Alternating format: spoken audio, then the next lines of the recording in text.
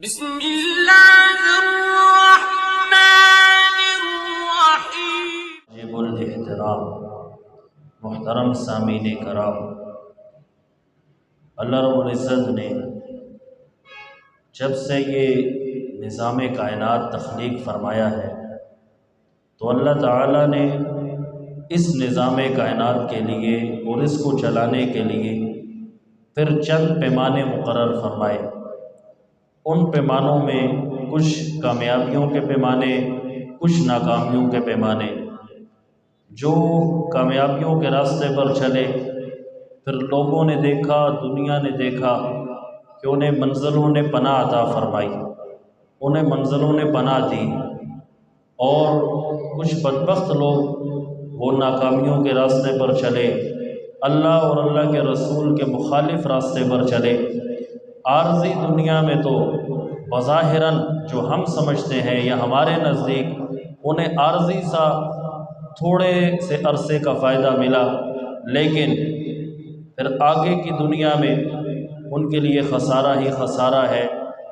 تو اللہ رب العزت نے پھر ہمیں مزید یہ بتایا کہ اب دو راستے ہیں، اور تم سے پہلے بھی واقعات موجود ہیں، تم کوئی پہلی قوم نہیں ہو، تم سے پہلے کئی اقوام گزر چکی ہیں، کئی قومیں تم سے پہلے گزر چکی ہیں، وہ آ بھی چکی ہیں اور جا بھی چکی ہیں۔ ان کے حالات، ان کے حوادثات، ان کے ساتھ پیش آنے والے واقعات وہ تمہارے سامنے ہیں۔ تم نے اگر ان کی طرح زندگیاں گزاری تو پھر ان میں سے بھی چند لوگ ناکام گزرے ہیں اور ان میں سے بھی چند لوگ کامیاب گزرے ہیں۔ اب اگر تم نے ان میں سے ناکام ہونے والے لوگوں کی طرح زندگی گزاری، ان کا بھی نقش قدم تمہارے سامنے ہے، اور ان میں سے وہ لوگ جن کی کامیابیاں اور کامیابیوں کی داستانیں قرآن و حدیث میں موجود ہیں تمہارے سامنے ہیں۔ تم نے اگر کامیاب لوگوں کی طرز عمل پر زندگی گزاری تو آج بھی وہ فضائے بدر اگر تم پیدا کرو تو اللہ کے فرشتے آج بھی تمہاری مدد اور نصرت کو اترنے کے لیے تیار بیٹھے ہوئے ہیں۔ آج بھی وہ وقت موجود ہے کہ فرشتے تیار بیٹھے ہوئے ہیں۔ میرے دوستو، میں بغیر کسی لمبی چوڑی تمہید کے جو آج کا ہمارا موضوع ہے، اس موضوع سخن کا سہارا لیتے ہوئے مختصر گفتگو کروں گا۔ اللہ تعالیٰ سے دعا ہے اللہ تعالیٰ حق سچ بولنے، سننے، سوچنے اور سمجھنے کی توفیق عطا فرمائے۔ یہاں پر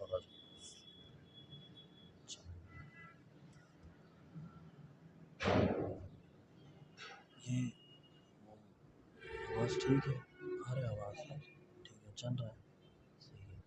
یہاں پر بیٹھ جاؤ نا، یہیں سے موبائل لے کر شارٹس یہیں سے لوگ وہ کرنے ہیں، ہاں بنانے ہیں۔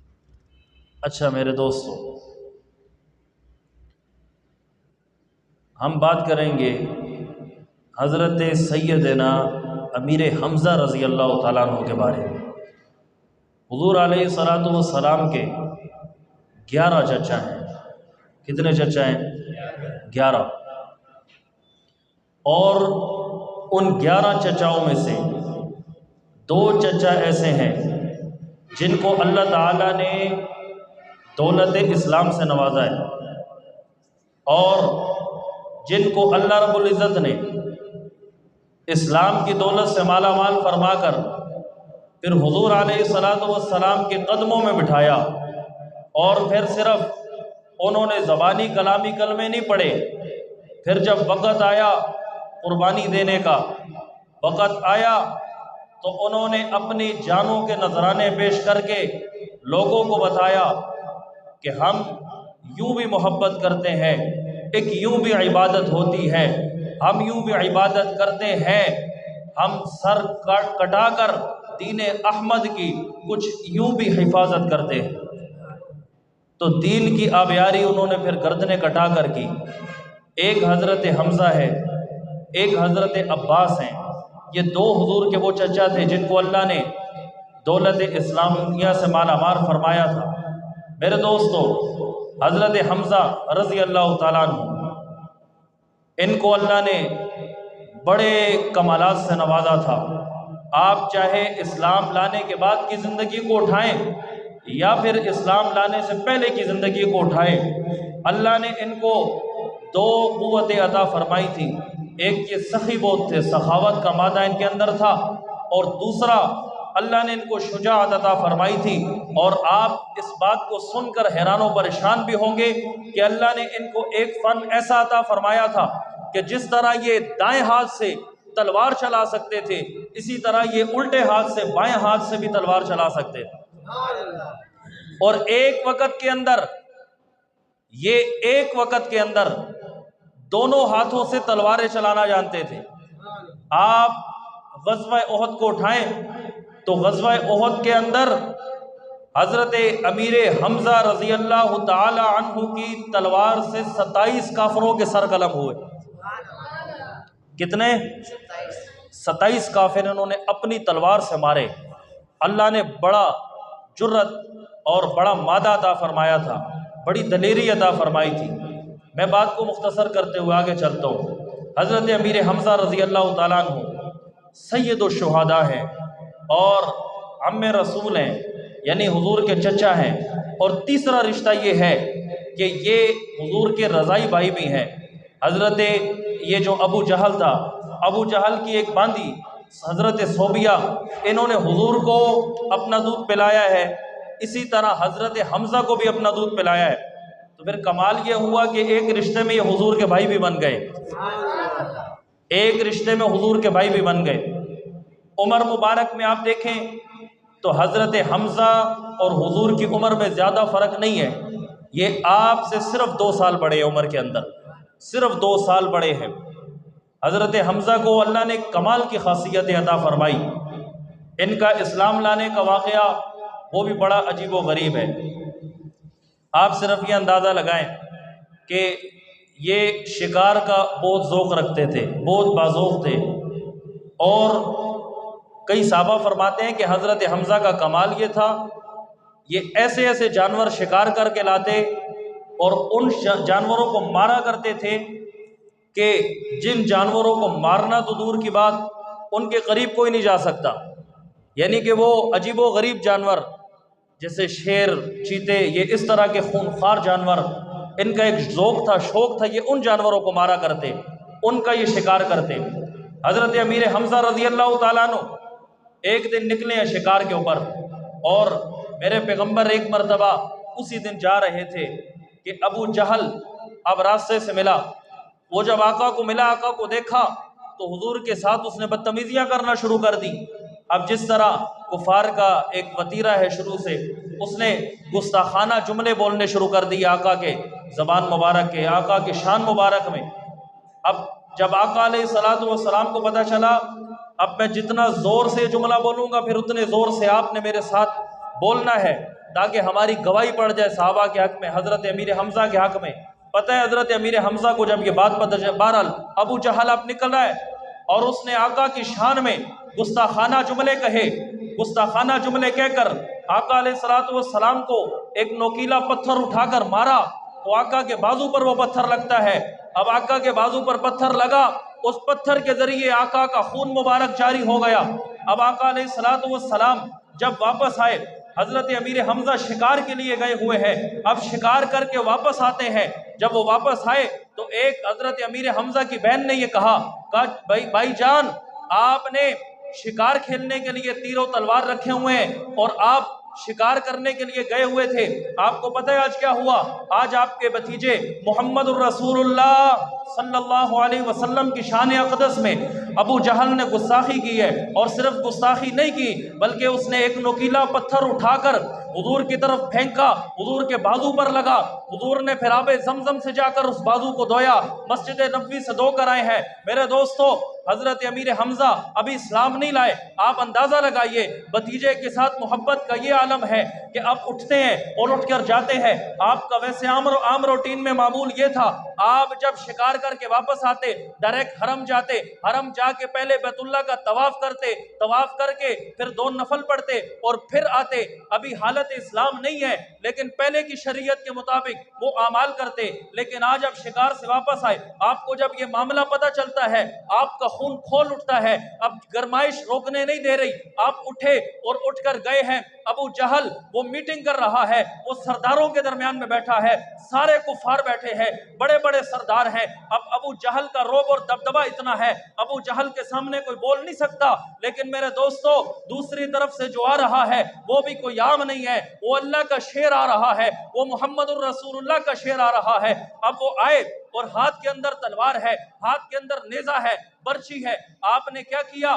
آپ نے تلوار کا جو نیام ہوتا ہے آپ نے رکھ کر ابو جہل سے بات نہیں کی، اس کے سر میں مارا، سر میں مار کر اس کے سر سے خون کا ایک فوارہ پھوٹتا ہے، پھوٹ کر جب خون کے فوارہ پھوٹا وہ بدبخت نیچے گرا، زمین سے گرنے کے بعد اسے گردن سے پکڑ کر اٹھاتے ہیں اور پھر اسے پوچھتے ہیں بتاؤ میرے بھتیجے محمد کو تم کیا کہہ کر آئے ہو؟ میرے بھتیجے محمد کو تم کیا کہہ کر آئے ہو؟ اب جب اس کو گردن سے پکڑا، 17 کے قریب قبائل کے سردار بیٹھے ہیں، سب کی ٹانگیں کانپنا شروع ہو گئی کہ یہ تو شیر بن گیا ہے، اور یہ شیر نہیں، وہ پھر جانتے تھے امیر حمزہ کو کہ امیر حمزہ وہ ہے جو دائیں ہاتھ سے بھی تلوار چلاتا ہے، جو بائیں ہاتھ سے بھی تلوار چلاتا ہے۔ پتہ ہے کیا کہتا ہے؟ اب ابو جہل کانپ اٹھا، کانپا، روایات میں بڑے عجیب الفاظ لکھے ہیں، کہا یہ کانپتا ہے اور کام کر پوچھتا ہے، کہا حمزہ کیا تم محمد کو حق پر سمجھتے ہو؟ اندازہ لگائیے ابھی تک اسلام نہیں لائے، اور پتہ ہے کیا کہتے ہیں؟ کہتے ہیں اگر تم محمد کو حق پر نہیں سمجھتے تو میں تمہارے مقابلے میں کہتا ہوں محمد جو کہتا ہے وہ بھی حق ہے، محمد جو کرتا ہے وہ بھی حق ہے، محمد جو کرتا ہے وہ بھی۔ آگے والا جملہ آپ کے ایمانوں کو تازہ کرے گا، اگر آپ نے شروع کی بات ماشاءاللہ جس بیداری سے سنی ہے، جملہ ضائع نہ کیجئے گا۔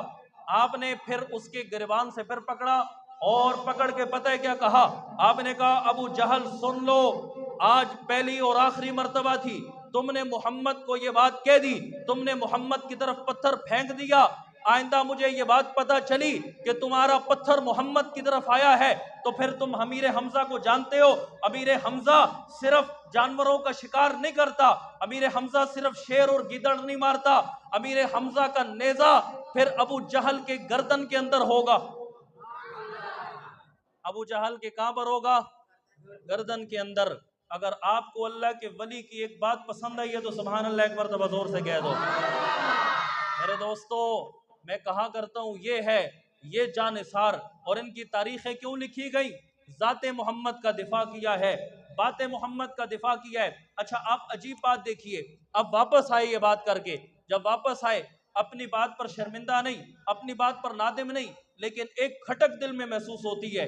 کھٹک یہ محسوس ہوئی کہ میں نے وہاں پر یہ کہہ دیا ہے کہ میں مشن محمد کو سچا سمجھتا ہوں، میں ذات محمد کو بھی سچا سمجھتا ہوں، لیکن کہتے ہیں میں ایک پریشانی ضرور ہوئی حضرت حمزہ کو۔ پریشانی کیا ہوئی؟ وہ پریشانی یہ تھی کہ ابھی تک تو میں نے اسلام قبول نہیں کیا، تو میں نے یہ کیسے منہ سے کہہ دیا ہے کہ میں ابو جہل کو کہہ کر آ گئے کہ میں نے محمد کا کلمہ پڑھ لیا ہے، اسلام قبول کر لیا ہے، محمد کے مشن کو سچا سمجھتا ہوں۔ بس میرے دوستو وہی جملے حضرت امیر حمزہ کی ہدایت کا ذریعہ بن گئے، وہی جملے تھے ہدایت کا ذریعہ بن گئے اور کلمہ پڑھ کر مسلمان ہو گئے۔ اچھا اب اس کیفیت اور تذبذب کی حالت میں محمد الرسول اللہ کے دربار میں چلے جاتے ہیں، حضور کے پاس بیٹھتے ہیں، حضور نے فرمایا چچا جان آپ کلمہ پڑھ لیجئے، اسلام قبول کر لیجئے، میں محمد جنت کی ضمانت آپ کو دے رہا ہوں، محمد جنت کی ضمانت آپ کو دے رہا ہے۔ کتنا بڑا جملہ ہے، سنیے گا کتنا بڑا جملہ ہے کہ رسول اللہ خود جنت کی ضمانت امیر حمزہ کو سنا رہے ہیں۔ میرے دوستو صرف یہاں پر یہ بہادری کی مثال ختم نہیں ہوتی، اب جب حضرت امیر حمزہ اسلام لے آتے ہیں، اسلام قبول کر لیتے ہیں، تو یقین کریے، یقین کیجئے کہ حالت کفر اور پوری دنیا کفر تھرا اٹھتی ہے، کانپ اٹھتی ہے۔ اس لیے رسول اللہ نے ان کی شان میں ایک جملہ کہا، ایک تو تقریر یہ ہے کہ جو میں آپ کو امیر حمزہ کی شان سنا رہا ہوں، اور ایک جملہ وہ ہے جو رسول اللہ نے حضرت امیر حمزہ کی شان میں کہا ہے۔ آخر تک سب سبحان اللہ کہہ دو۔ میں کہتا ہوں بقیہ صحابہ کی شان ہم بیان کریں، خدا کی قسم امیر حمزہ وہ صحابی ہیں ان کی شان رسول اللہ بیان کرتے ہیں، اور رسول اللہ کا جملہ سن کر کوئی زبان خاموش نہ رہے، بڑا دکھ ہوگا اگر کوئی خاموش رہا۔ رسول اللہ نے جب یہ منظر دیکھا جب یہ چیز دیکھی آپ نے فرمایا وہ حمزہ تو اسد اللہ و اسد رسولی، حمزہ آپ اللہ کے بھی شیر ہیں، آپ خدا کے بھی شیر ہیں، محمد مصطفیٰ کے بھی شیر ہیں۔ اور یہ واحد صحابی ہے جس کے بارے میں یہ بات کہی گئی کہ آپ خدا کے بھی شیر ہیں اور محمد مصطفیٰ کے بھی شیر ہیں۔ حضرت امیر حمزہ اس کے بعد بڑے تگڑے ہو گئے، اور میدان احد جب لگا پھر دنیا نے دیکھا کہ امیر حمزہ دونوں ہاتھوں سے بیک وقت تلواریں چلا رہے ہیں، اور 27 کافروں کو جہنم میں واصل کرنے والے امیر حمزہ ہیں۔ 27 کافر مارے۔ خود کفار کہتے ہیں کہ حضرت امیر حمزہ کو سامنے سے مارنا ممکن ہی نہیں تھا، اللہ نے شیر جیسا جگر دیا تھا۔ اور پھر میں ویسے بڑھ کر ایک آپ کو بازوق جملہ سنا دوں اگر آپ کا ذوق سلامت ہے تو، میں کہتا ہوں کہ میرے رسول جس کے بارے میں فرما دینا کہ یہ خدا کا بھی شیر ہے، مصطفیٰ کا بھی شیر ہے، پھر وہ بندہ ویسے ہی شیر بن جاتا ہے۔ وہ بندہ شیر بن جاتا ہے کہ نہیں بن جاتا؟ تو پھر امیر حمزہ کس کے شیر ہیں؟ خدا کے بھی شیر ہیں اور مصطفیٰ کے بھی شیر ہیں۔ حضرت امیر حمزہ غزوہ احد میں، جب میں نے پچھلے جمعے آپ کو ساری باتیں سنائی، اب آج مختصر ان کی شہادت کا جو واقعہ ہے، جب عبداللہ ابن جبیر کو رضی اللہ تعالیٰ عنہ اور عبداللہ ابن جہش آپ کو اللہ کے رسول نے پہاڑی پر مقرر فرما دیا، 70 صحابہ کا دستہ آپ کے ساتھ ہے، اللہ کے رسول نے فرمایا کہ جب تک میرا حکم نہ ہو تو پہاڑی نہیں چھوڑنی، لیکن ہوا کچھ یوں، وہ ایک غلط فہمی کی بنیاد پر پہاڑی چھوٹ گئی، وہ بارہ لمبا واقعہ سنا دیا آپ کو۔ حضرت امیر حمزہ گھوڑے کے اوپر سوار ہو رہے تھے۔ گھوڑے کے اوپر جب انسان سوار ہو رہا ہوتا ہے نا تو اس کی توجہ ظاہری بات ہے سواری کی طرف ہوتی ہے۔ اب یہ سوار ہو رہے ہیں اور سامنے سے مارنا ان کو ممکن اس لیے نہیں تھا کہ یہ شیر آدمی تھے۔ سوچئے نا جو شیروں کا شکار کرتا ہو پھر وہ واقعی شیر ہوتا ہے کہ نہیں ہوتا؟ اللہ کے رسول اتنے زیادہ خوش ہوئے تھے کہ ایک مرتبہ فرمایا حمزہ کو اللہ نے شیروں والا سینہ عطا کیا ہے۔ حضرت امیر حمزہ اب گھوڑے کے اوپر بیٹھ گئے ہیں، ایک کافر نے آ کر پیچھے سے نیزہ مارا ہے، اس کا نام وحشی بن حرب ہے۔ اس کافر کا کیا نام ہے؟ وحشی بن حرب، یاد رکھو گے انشاءاللہ۔ وحشی بن حرب نے نیزہ مارا۔ اب وحشی پھر یہ بعد میں اسلام لے آئے، اللہ نے ان کو اسلام کی دولت سے نواز دیا، یہ اس گناہ پر بڑا روتے تھے، لیکن میں پھر آگے چل کے آپ سے عرض کروں گا کہ یہ وحشی بن حرب سے اللہ نے بہت بڑا ایک کام لیا ہے، بہت بڑا کام لیا ہے۔ اس لیے فقہاء کہتے ہیں، علماء کہتے ہیں کہ اللہ نے اس بنیاد پر ان کو مغفرت کر دی ہے، انہوں نے بہت بڑا کام کیا۔ اب وحشی بن حرب خود کہتے ہیں میں نے جب نیزہ مارا نا تو حضرت امیر حمزہ ایک مرتبہ گھوڑے سے گرے، اور جب گھوڑے سے گرتے ہیں تو اندازہ لگائیے ان کے دوسری سائیڈ پر ایک کافر کھڑا ہے، تو گرتے گرتے گرتے ان کی بائیں ہاتھ کے اندر تلوار ہے، گھوڑے سے گرتے ہوئے بھی تلوار اس کی گردن پر پھیر جاتے ہیں۔ زور سے سبحان اللہ کہہ دو میرے دوستو۔ جملہ سنبھالنا، ریکارڈنگ کے ذریعے یہ پتہ نہیں کئی لوگ سنیں گے اور آپ کی صداقت بھی پڑے گی یہاں پر، اور انشاءاللہ ایک ریکارڈنگ میرا رب بھی کر رہا ہے جو قیامت کے دن پیش ہونی ہے۔ انشاءاللہ ہم صحابہ کے حق میں جملہ بولیں گے اور لکھا جائے گا، اور میری اور تمہاری مغفرت اس جملے کے ذریعے ہوگی انشاءاللہ۔ حضرت امیر حمزہ کو وحشی بن حرب نے جب مارا نیزہ، حضرت وحشی بن حرب پھر بعد میں مسلمان ہو گئے، بہرحال بعد میں جب انہوں نے یہ جملہ کہا، یہ کہتے ہیں میں نے امیر حمزہ نے جب گرتے گرتے، اب دیکھیں نزع کا عالم ہے، موت کا وقت قریب ہے، اب نیزہ اتنے زور سے لگا کہ کمر سے لگتا ہے، یہ جو مورے ہوتے ہیں یہاں سے لگتا ہے اور پیٹ مبارک سے باہر آ گیا ہے، لیکن کہتے ہیں یہ میری طرف مڑے ہیں۔ اب جب مڑے تو ان کا چہرہ مبارک اتنا زیادہ وہ روبدار تھا کہ مجھے سمجھ آ گئی کہ اللہ کے رسول نے ان کو اللہ کا شیر کیوں کہا ہے۔ مجھے سمجھ آ گئی۔ کہتے ہیں ایک آدمی کو نیزہ لگا ہوا ہے اور اندازہ لگائیے قاتل کھڑا ہو کر ڈر رہا ہے، یہ اسلام کی وحدانیت ہے اور اسلام کا رعب ہے جو اللہ نے کفار کے سینے میں ڈال دیا تھا۔ بہرحال حضرت امیر حمزہ اس نیزہ لگنے کی وجہ سے جام شہادت نوش کر کے اللہ کے ہاں اللہ کے حضور پیش ہو جاتے۔ اب 72 کے نزدیک جو شہدائے احد ہیں وہ 72 ہیں، لیکن حضور حضرت محمد مصطفیٰ صلی اللہ آپ کو جب حضرت امیر حمزہ کی خبر ملتی ہے نا شہادت کی، آپ بہت روتے ہیں۔ حضرت عبداللہ ابن مسعود یہ بات ارشاد فرماتے ہیں، کہتے میں نے اپنی پوری زندگی کے اندر رسول اللہ کو کبھی اتنا روتے ہوئے نہیں دیکھا کہ جتنا امیر حمزہ کی شہادت پر روتے ہوئے دیکھا ہے۔ یقین مانیے اب میرے اندر ہمت نہیں کہ میں مزید زور لگا سکوں، اتنا غم کا وقت چھا گیا، اچانک سے اتنا غم کا وقت چھاتا ہے، صحابہ پر غم کا وقت۔ رسول اللہ کو جب یہ معلوم ہوا آپ تلوار اٹھا کر کھڑے ہو گئے، یہ رحمت والا نبی ہے، سنو یہ معاف کرنے والا نبی ہے، اور کھڑے ہو گئے۔ اور پتہ ہے کیا کہا؟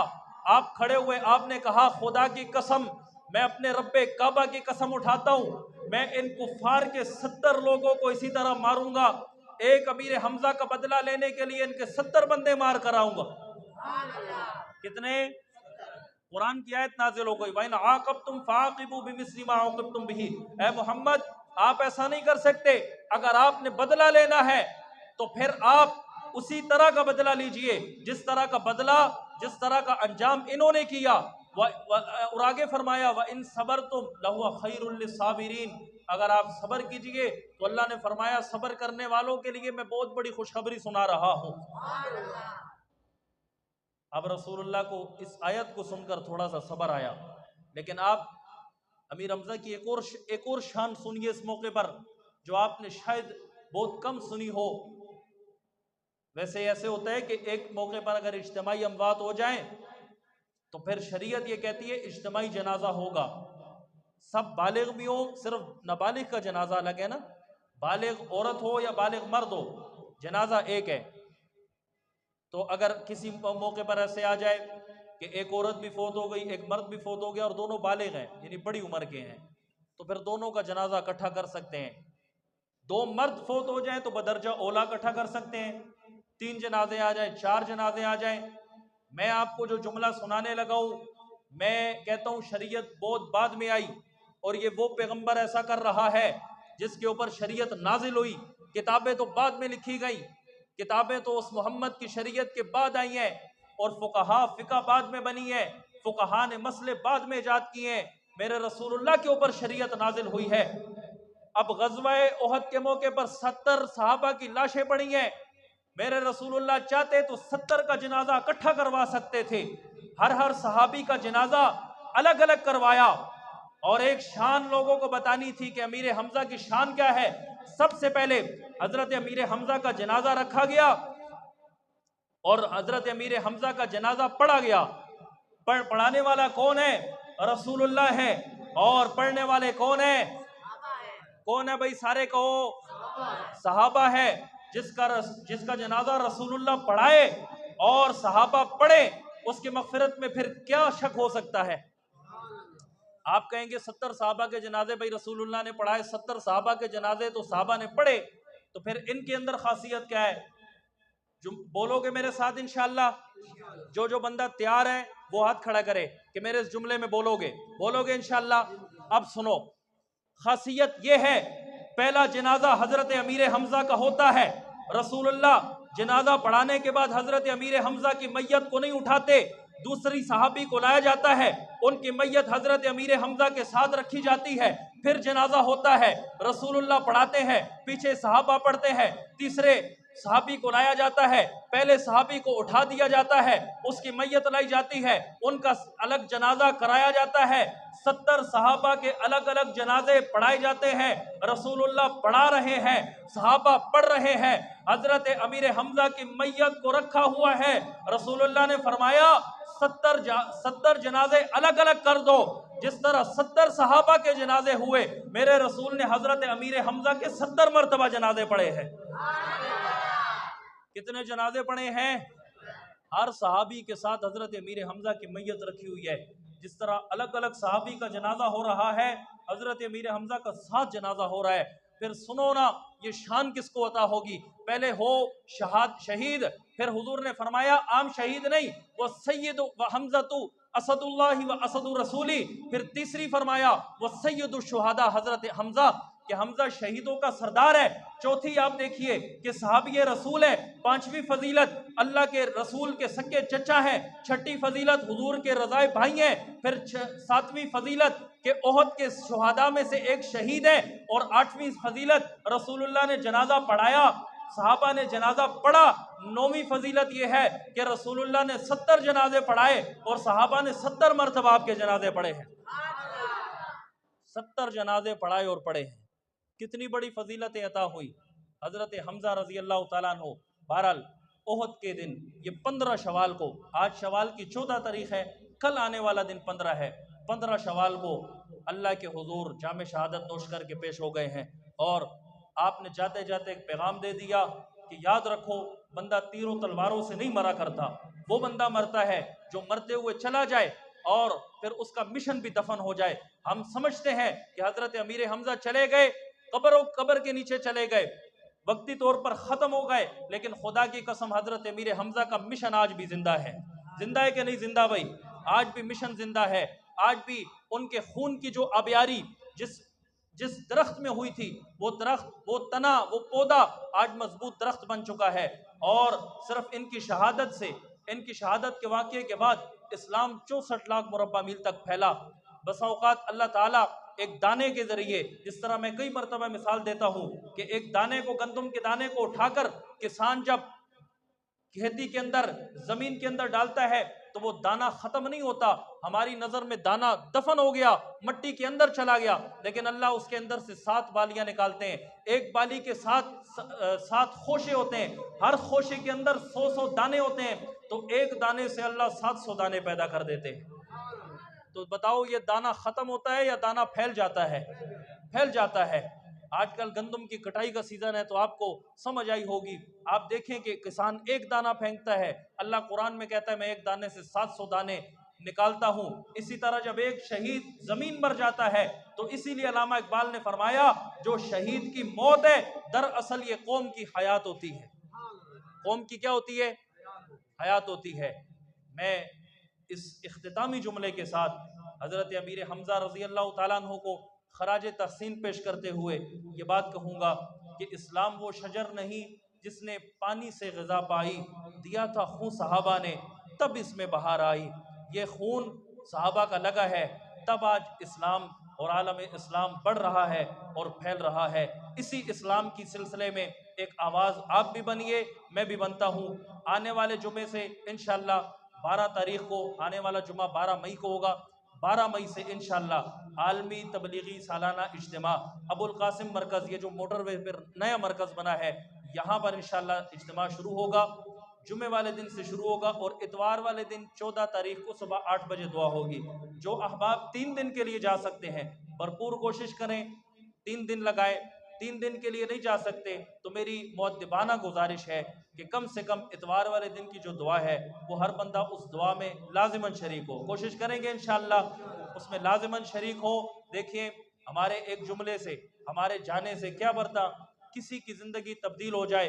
یہ لاکھوں کا جو اجتماع ہوتا ہے، اس میں بڑے بڑے اللہ کے اولیاء آتے ہیں، بڑے بڑے وقت کے ولی آتے ہیں، اور بڑے بڑے لوگ آتے ہیں۔ جب وہ ہاتھ اٹھاتے ہیں تو اللہ کے رسول نے فرمایا جب میری امت کے نیک لوگ ہاتھ اٹھاتے ہیں، بزرگ ہاتھ اٹھاتے ہیں، تو پھر اللہ کی طرف سے رحمتوں کے فیصلے نازل ہوتے ہیں، رحمتوں کے فیصلے نازل ہوتے ہیں۔ تو انشاءاللہ کوشش کرو گے سب انشاءاللہ۔